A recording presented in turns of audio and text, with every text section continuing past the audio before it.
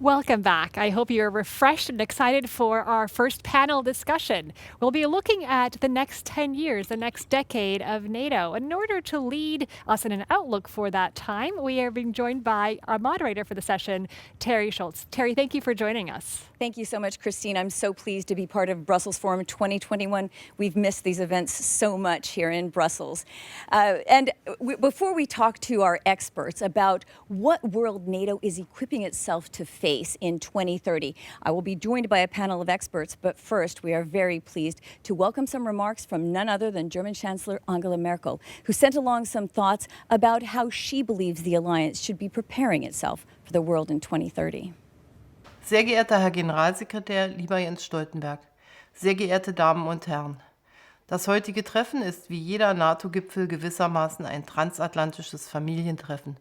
Und wir freuen uns besonders, Präsident Joe Biden in unseren Reihen begrüßen zu können. In großen Familien wird viel und intensiv diskutiert. Doch immer dann, wenn es darauf ankommt, gilt es füreinander einzustehen. Das macht auch den unerschütterlichen Kern des Atlantischen Bündnisses aus, denn uns verbindet die Überzeugung, gemeinsam sind wir stärker. Diese Überzeugung trägt unser Bündnis allen Veränderungen zum Trotz seit nunmehr 72 Jahren. Deutschland steht zu dieser Überzeugung. Seit 2014 nimmt die NATO umfassende Reformen und Anpassungen vor, um die sich stetig wandelnden sicherheitspolitischen Herausforderungen auch in Zukunft meistern zu können. 2019 haben wir einen Reflexionsprozess mit dem Ziel in Gang gesetzt, dass die NATO auch für die nächsten Jahrzehnte Frieden und Stabilität im euroatlantischen Raum sichern kann. Ich freue mich, dass auf der Grundlage dieser Arbeiten die Beratungen zur Überarbeitung des strategischen Konzepts der NATO stattfinden können. Denn um die NATO fit für die Zukunft zu machen, müssen wir unsere Instrumente und Methoden anpassen, auf neue Herausforderungen reagieren und zugleich unserem Kern treu bleiben, die Einheit der Allianz zu stärken und die Sicherheit des euroatlantischen Raums zu wahren. Durch die Beistandsverpflichtung aus Artikel 5 des NATO-Vertrags, durch die Bereitschaft, Krisen in unserer Nachbarschaft zu bewältigen, durch einen partnerschaftlichen und kooperativen Sicherheitsansatz, insbesondere einer engen Zusammenarbeit zwischen NATO und EU. Mit den Empfehlungen zur NATO 2030 greift Generalsekretär Jens Stoltenberg beides auf: die Bewahrung der Kernziele wie auch die Weiterentwicklung der Reaktionsfähigkeit auf neue Bedrohungen. Ich danke allen, die sich in diese Debatte einbringen und wünsche dem Brüssels Forum 2021 gute und gewinnbringende Beratungen. So as the Chancellor mentioned, NATO is in the process of revising its 10-year strategic concept, looking ahead to challenges that perhaps it doesn't even know exist at the moment. But we're going to hear about some of those challenges with the experts on my panel today. I would like to introduce them to you, starting with Dr. Elena Lazaru. She is the acting head of the External Policies Unit at the European Parliament's Research Unit. Dr. Jacob Kierkegaard, he is with German Marshall Fund itself and the Peterson Center on International Economics. And Dr. Ulrike Franke, she is with the European Council on Foreign Relations. I'm so pleased to have all of you here today and to share your thoughts about the future. And we would also like to remind our audience that you can participate and send in questions for our experts. You're there on the platform, so send your questions to hashtag Brussels Forum or hashtag NATO 2030. Elena, I'm going to start with you. And give us an overview about forecasting the next 10 years for the world and for NATO's future within that world. The challenges are greater all the time, and the challenges in responding to those problems as well. Funding, unity. You've got 30 members now. It's hard to make everyone agree on just what are the biggest challenges. Elena, take us through what you believe those biggest, really strategic problems are that NATO needs to look at in its next 10-year plan. Thank you very much, Terry, and good morning to everyone. It's really a pleasure to be back at Brussels Forum, and particularly today as the NATO summit takes place. I think I'll start with something you mentioned, which is, you said, challenges we can't even imagine at the moment, perhaps. And I think that's very relevant when we go back for a second and we think of the Lisbon summit in 2010, the Lisbon NATO summit that gave birth to the the latest strategic concept of NATO. And if one looks at that summit, that was also coinciding with the third meeting of the NATO-Russia committee and partnership committee. And one outcome of that was a statement by at the time, Secretary General of NATO, which was, we agreed on a joint list of security threats. And the great thing and the most significant thing about that is that we are not on each other's list of security threats. So Russia was not seen as a security threat at the time. And that kind of goes to show how much can change in 10 years, because now Russia is back with a vengeance on the NATO agenda. So I think one thing to begin with, a caveat when we think forward in 10 years is far away. We think about the future, trying to see how current trends will evolve. There's a lot of foresight and futurology going on right now, but I start with this caveat. Now, really briefly, the 5 or 6 trends that I'd like to mention that I think are relevant for all 3 main tasks of NATO and for its future mission. One is, of course, what will geopolitics look like in 2030? We know we're back in a time of great power rivalry, but I think the way this will evolve will greatly affect the mission of NATO. We're seeing a huge increase, and not only in Chinese economic coercion that I think that Jacob will talk about more, but also in Chinese militarization. And if one looks at the plans of China to be world-class military by 2049, I would imagine by 2030, we're already seeing manifestations of this. Equally, India is increasing its defense expenditure. Russia, obviously, always increasing, modernizing, although with economic issues arising. But I also think we should be looking at how Russia and China work together, and that will and all these geopolitics will obviously create new centers of crises, Indo-Pacific, Africa, to mention a few. Second thing I think we should be looking at is the nature of peace and conflict and how that will evolve, looking at 2030. Interestingly, I think we'll have a mix by then of conventional threats, conventional warfare, but also new types of warfare. And always thinking of crisis management, that will also be determined by variables that we're only now starting to think about, or in the last 5 years, so environment, energy, disinformation, cyber. Third, I would say, is the merging of realms, and here I'm referring to the commercial and military, or the political and military that we're seeing increasingly now. The weaponization of things that before we did not consider military and defense threats, including supply chains, including critical raw materials, including energy infrastructure, et cetera. And also, of course, how this plays out in specific regions like the Arctic. And then finally, perhaps just to cut short, multilateralism, how will that look in 2030?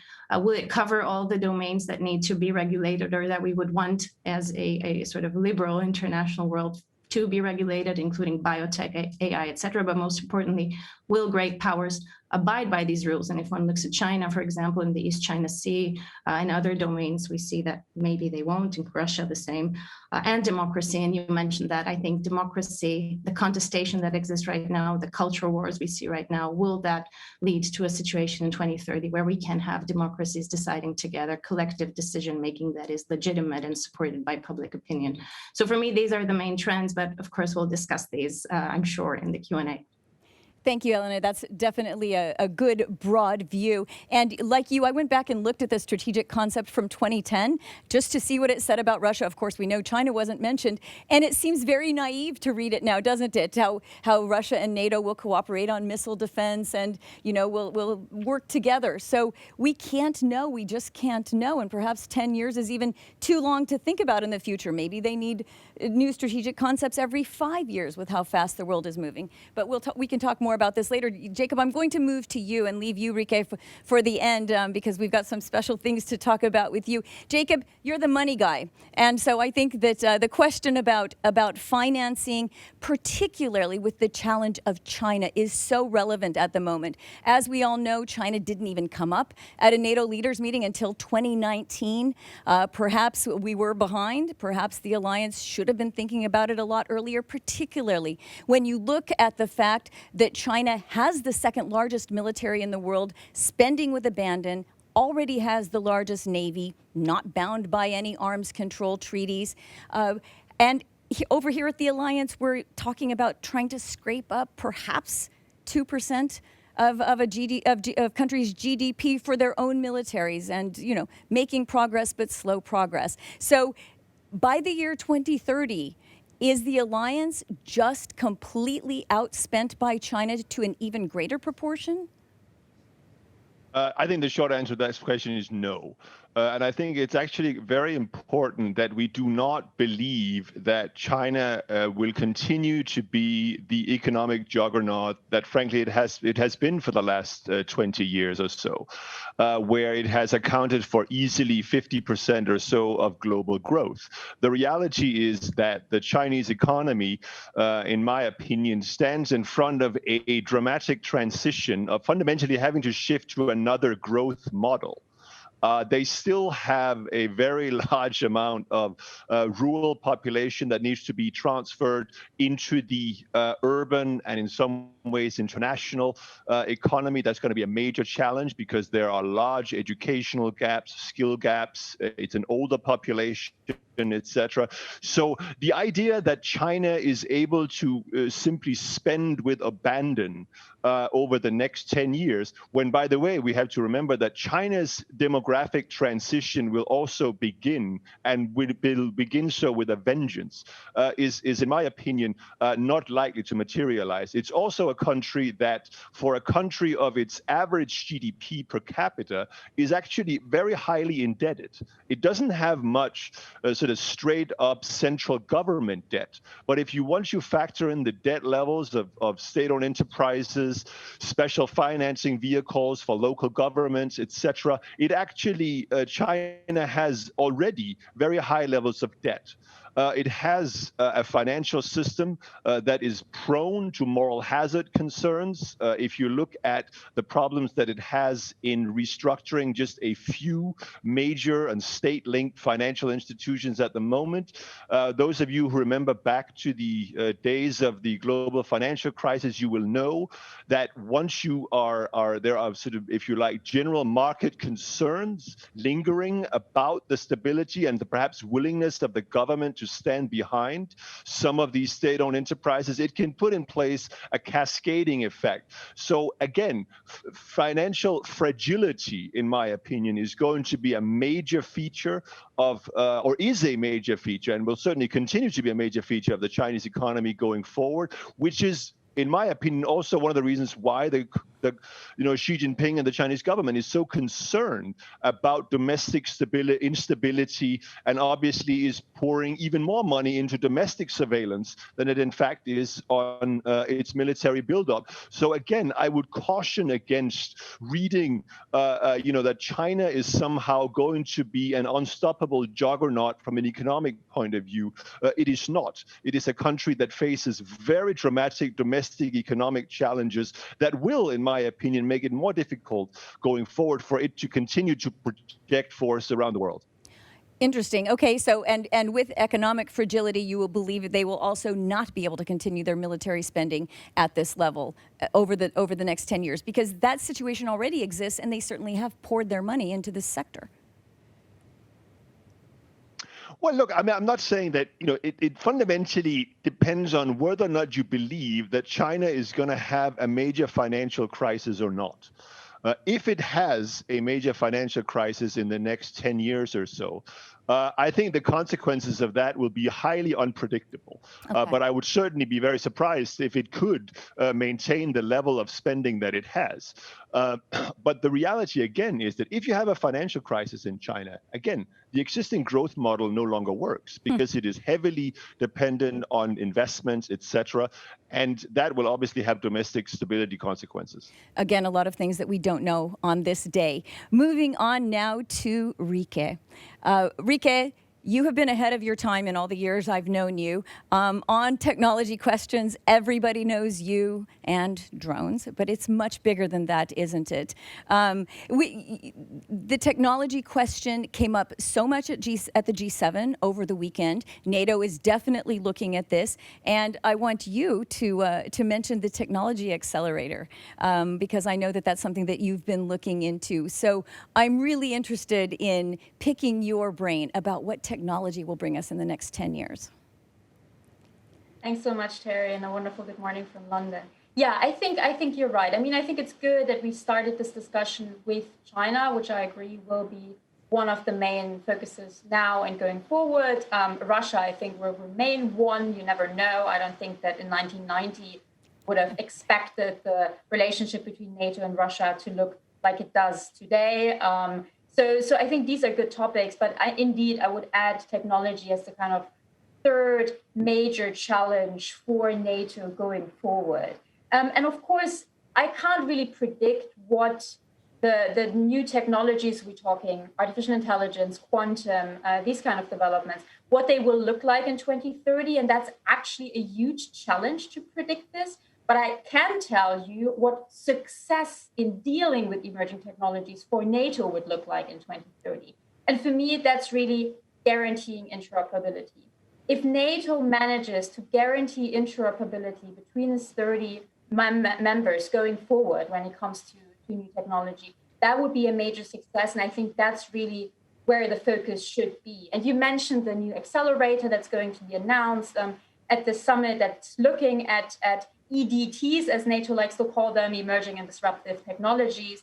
And here also my recommendation would be make sure that everyone is on the same page at NATO. You can do this by trying to harmonize approaches, set common standards, actually also just encourage members to deal with these challenges, because we still have a bunch of NATO members that barely look at emerging technologies for the military realm. So I kind of encourage them. And then focus on how these technologies can also help improve interoperability, because there's also that element. It's not just a challenge in terms of, everyone needs to be on the same page, but actually, for example, AI-enabled command and control can, in theory, help joint operations, help interoperability. And that's what I would recommend the summit and now the accelerator to look at. And I think that would be a big success. And maybe to throw in one more, of course, something else that NATO needs to look at is making sure its allies are able to defend themselves against adversaries and opponents that use and utilize these new challenges, these new emerging technologies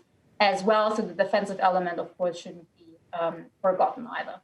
But Rika, one of the questions in situations like cyber attacks, for example, even though if one NATO ally is attacked, it certainly puts the others at risk because there are systems that are linked up. They fall under the domain of national governments. At the moment, I mean, NATO can take policies, as you say, to encourage, to provide guidance, to share technologies if allies are willing. But it can't make the rules for an individual ally. And is that, as you say, some allies just aren't paying enough attention yet, whether it's something as simple as cyber or something as advanced as emerging and disruptive technologies. Is that really a big problem? I think you're right. NATO cannot make these rules for all the allies, but it can definitely serve as a platform for the NATO allies to come together, harmonize approaches, set common standards, also when it comes to ethics, by the way, and thus guarantee interoperability. I mean, in the end, yes, NATO is not going to make allies care about this more. It can encourage the members to do so. For example, I would want NATO to actually encourage member states to publish military AI strategies. That's the kind of stuff it can do. It can, it can organize meetings on the topic. We already have a report on emerging and disruptive technologies by NATO. So all of this can help. But in the end, yes, this is a challenge for the member states, which they will need to take on.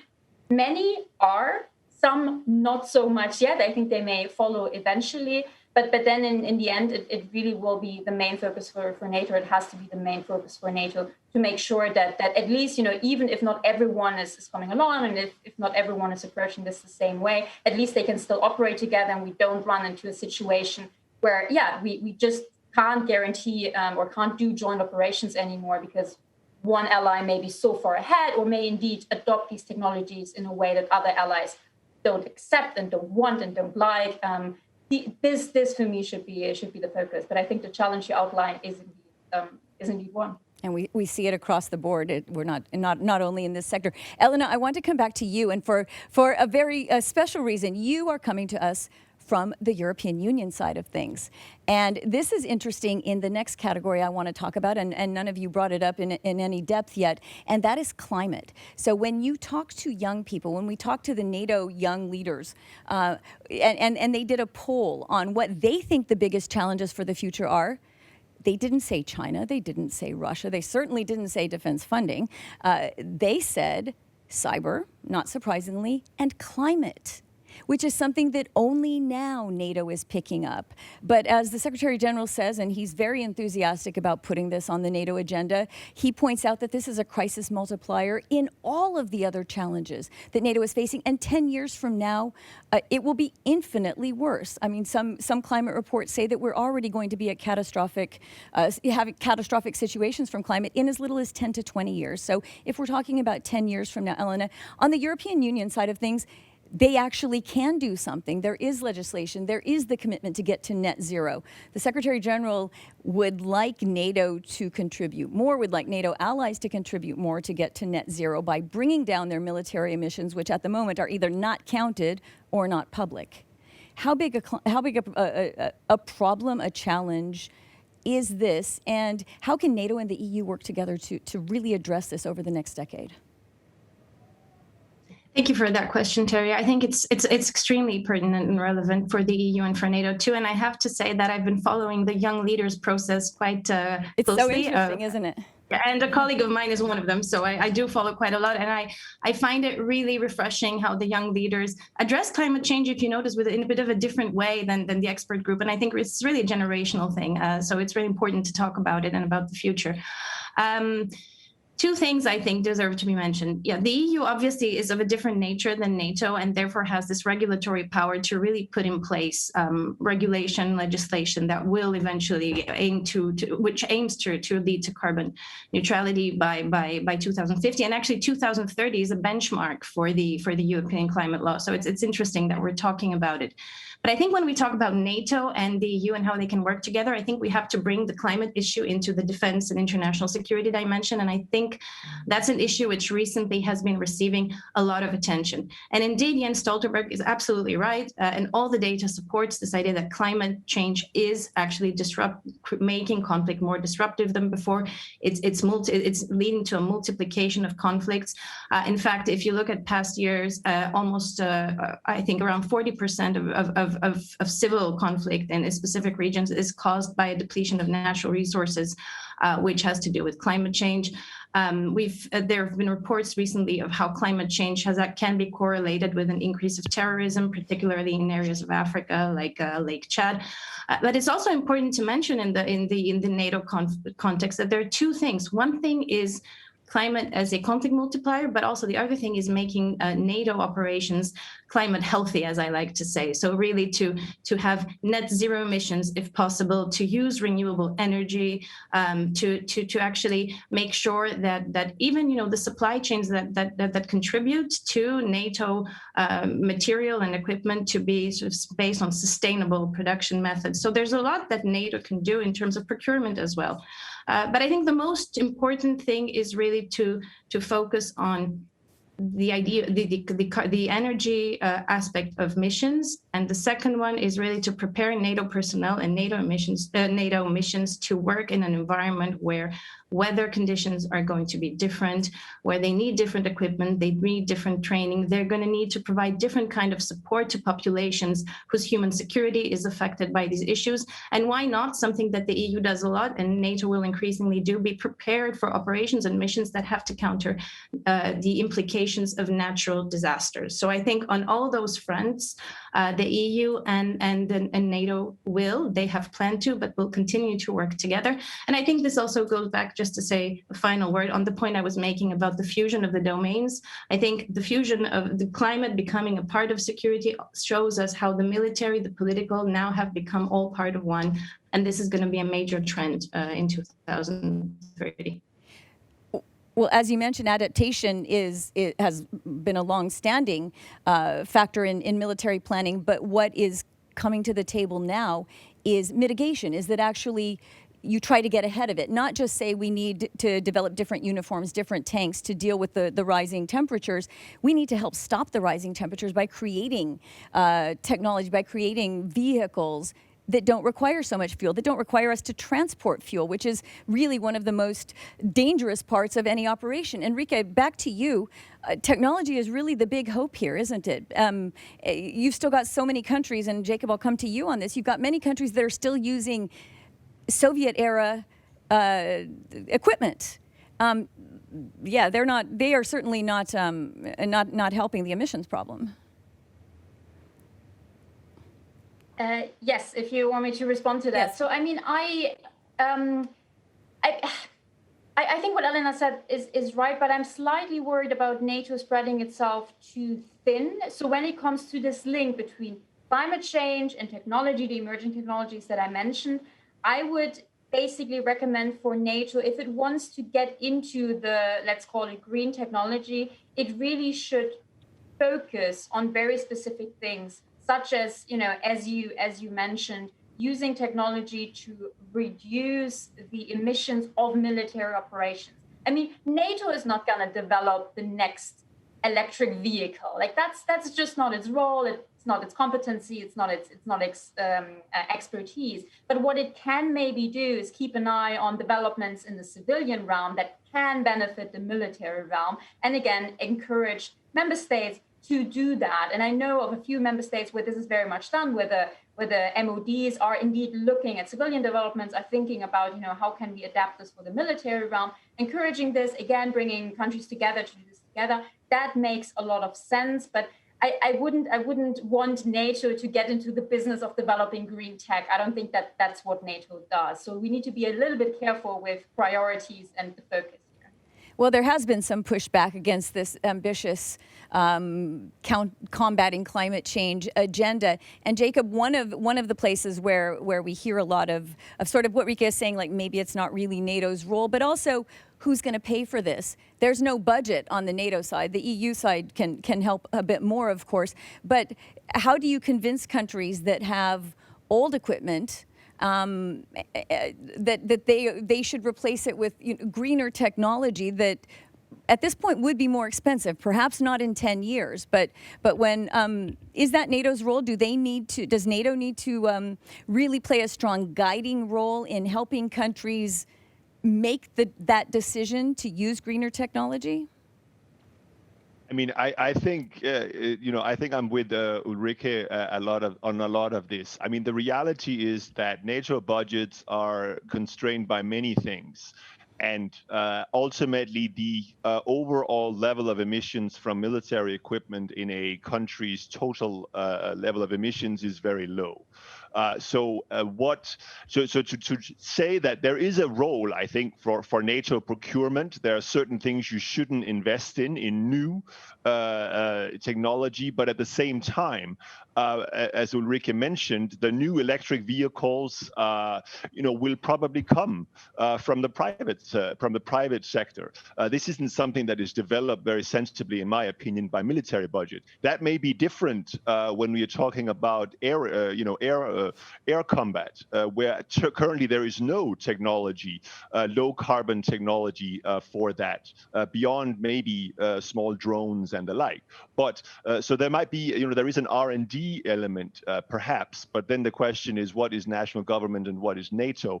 Ultimately, I would say that the main role for defense budgets is to not make things worse, if you like.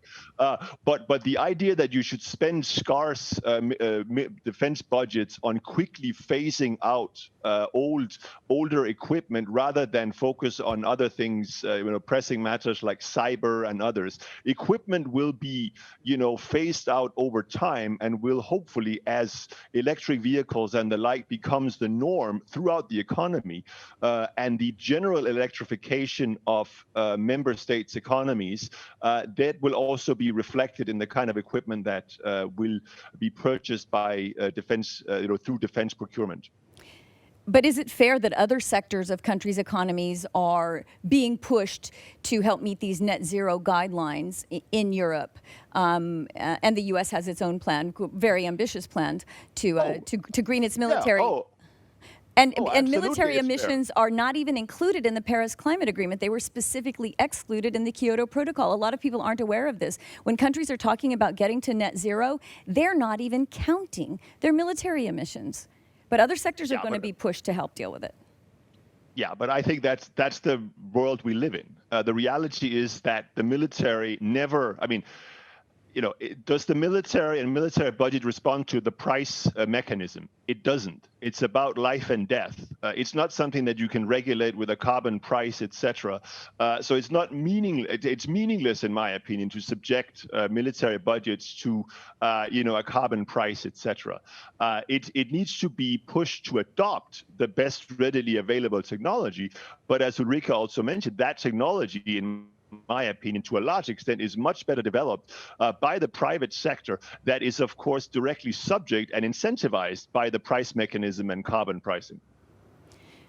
Certainly, that's understandable. Nobody would suggest that defense and deterrence should be sacrificed for better emissions. But Elena, in the European Parliament, there was actually a study released where they tried to calculate military emissions of several countries. And many countries don't count, because I went around asking, and they have no idea what their emissions are. And some don't feel they should have to know what their emissions are. Do you think, on the other side of town, do you think there will be a bigger push with the pledge to get to a net zero Europe? Will there be a bigger push for militaries to take more responsibility for this over the next 10 years?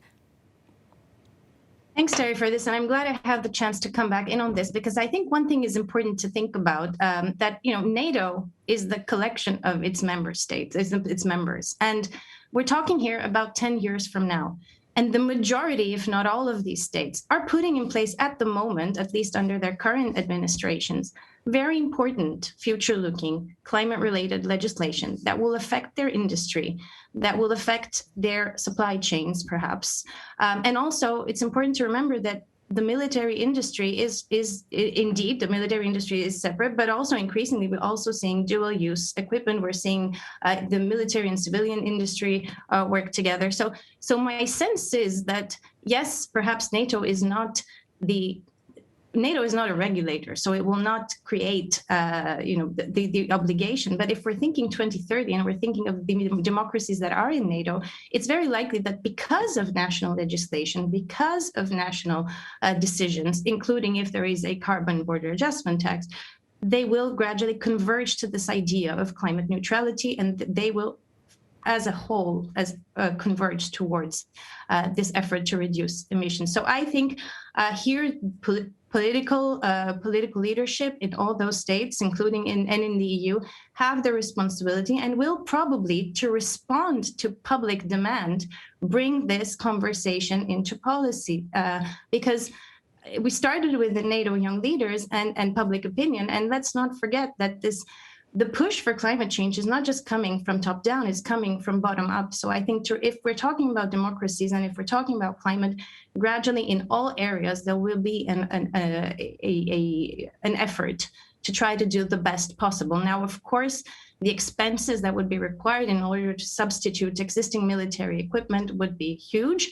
And I'm not saying this is going to happen, but some type of effort to try to use, as Ulrike said, the best available technology, which will not create an impact on the environment. I think that's very feasible. And I think it will be done unless we have a very big event that changes everything. And I definitely think that legislators, both on this side of the Atlantic and on the other side of the Atlantic, but the executive as well, will push in that direction. So yes, I think there should be some move to improve the current situation. And I think the Secretary General as well is definitely expressing that idea. And I think Ulrike wants to say something. Yes, indeed. Just if I may come in briefly, because I think we touched upon something very important within this discussion about climate change and regulation, all of that, which is the cooperation between NATO and the EU going forward. And I think that's also going to be a topic at the summit, but also for the future and for 2030. I'm specifically saying a topic rather than a challenge, because I don't really see it as a challenge, at least not at the same level of, China and Russia and new tech and all of the things we discussed. But we have, of course, seen over the last few years, mainly since 2014, the election of Donald Trump had something to do with it, Brexit, etc., where the EU did much more in the realm of European defense, common defense, etc. And of course, US President Donald Trump was very hostile to the EU in general and also to these defense efforts. But this is changing now under President Biden. I just saw a clip between, with him and Emmanuel Macron, where very much supported the EU. And so I think one of the other topics that we need to keep an eye on is what happens to these European defense efforts, this talk about European strategic autonomy, European strategic sovereignty, whatever you want to call it, and how that relates to NATO. I think that can be done. I think the situation has actually improved over, the last few years, so that's a good sign. But also something I think we need to keep an eye on, and I think may come up at this summit right now. Certainly, and the Pentagon, even under the 4 years of Donald Trump, they didn't scale back their plans to help combat climate change. They just kept more quiet about it. And so certainly, Rika, we cannot underestimate the difference that it will make on NATO now, on the aura surrounding this question, when President Biden has said that combating climate change will be part of every aspect of his agenda going forward. And one thing, Ellen, I wanted to mention, you reminded me, we were talking about this being so important to the young leaders. In 10 years, they're not just young leaders, they're influential leaders. They're not maybe middle-aged, but they've got some good jobs with some influence. So if they're making decisions, and this is one of their top issues, the world could look very different. I wanted to move on to one other thing here. We've got about 10-ish minutes left, and that is the new domains. 10 years from now, cyber and space won't feel so new. I mean, cyber now, we've already had it as a domain. What will that look like? How will NATO's war-fighting efforts, NATO's deterrence efforts look different, bringing in these two domains? And now I'm shamelessly just asking you to make me smarter. I need to know these things. So all three of you, just, jump in. How will those domains look different? I mean, we will have integrated them completely then. Jacob? I think there's two main development on the cyber issue. I mean, I think the main is, I think we greatly underestimate how pervasive it will be, because the combination of 5G and the Internet of Things is just basically going to lead to an unlimited number of access points to most networks, which of course also means that the probability of cyber attacks, not just on specific high value target infrastructure like we recently saw with oil pipelines on the East Coast, etc., but virtually everywhere by common criminals, is going to multiply. On space, I actually think the really revolution that you're going to see in space in the next 10 years, we're just on the cusp of it now, is the very, very rapid development of private space flight. Mm-hmm. It's not just going to be, governments sending up satellites, etc. I mean, if you look at the number of satellites being sent up in the last 12 months, I think, SpaceX is responsible for something like 70% of it. And we're just later this year going to have what's his name? The Amazon guy go into space as well. So the whole, the way we integrate space, also for national security realms, when it's actually going to very soon be dominated by private actors, that is going to be a massive challenge. But it's also one where, quite frankly, the NATO countries are going to be in a much, much stronger position than we believe. Because the reality is that private space flight is actually pretty much monopolized by the United States. That is going to be a massive, massive strategic space, if you like, advantage for the United States. We shouldn't, frankly, care so much that the Chinese put a rover or somebody on Mars or etc. We should focus on the enormous decline in cost of putting payloads into space, driven by private enterprise located overwhelmingly in the United States. Enrique, I have a question that I want to pitch to you in your answer to this question, and it's from Oscar James Lloyd, who wants to know what policies are being implemented. Again, that's a national matter, but in order to prevent forms of artificial intelligence such as deepfakes from being used in malicious ways in both individual countries as well as on an international scale. If perhaps you can bring that up as you talk about the future of deterrence in cyber. Yeah, I actually just very briefly wanted to pick up on the space point, just because I think it's very good that Jacob mentioned the private actors, because I think we may see space lends itself to kind of empower certain actors and disempower, if you like, others. So within NATO, I'm thinking that, we have a few of the bigger countries that are increasingly active or thinking about space. Of course, the US has a space force, but France has a space command. Germany will get a space command. So the bigger actors are definitely active in this space. I'm not so sure whether the smaller countries will be able to do the same. So once again, I think the challenge for NATO here will be to have everyone kind of partake and everyone be involved here and kind of link in the smaller states into the capabilities of others, or indeed of NATO. When it comes to kind of AI and its use in malicious ways, I think that is a huge challenge for everyone. I'm thinking specifically in the disinformation realm. Of course, disinformation and propaganda very much predates artificial intelligence, machine learning by centuries, if not millennia. So, we were very good at doing propaganda and disinformation without AI or the cyber realm.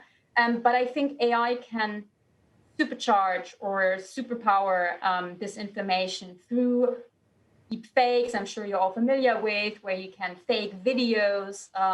And by the way, I think this is going to be a specific problem in an alliance that, of course, is based on trust, right? Alliances need to be sure that the information they're getting are indeed the right ones, and that if, President Biden calls Angela Merkel or Emmanuel Macron, it really is President Biden and not a kind of deep fake Zoom call or something like that. So I think this is something that the allies will need to take into consideration in particular. Are there any kind of regulations being put in place right now? To a certain extent. I'm sure listeners or viewers know that the European Union has just put out a big draft regulation on artificial intelligence, which touches upon a number of these things. It's larger than that, but it kind of includes that. So here we have it a little bit.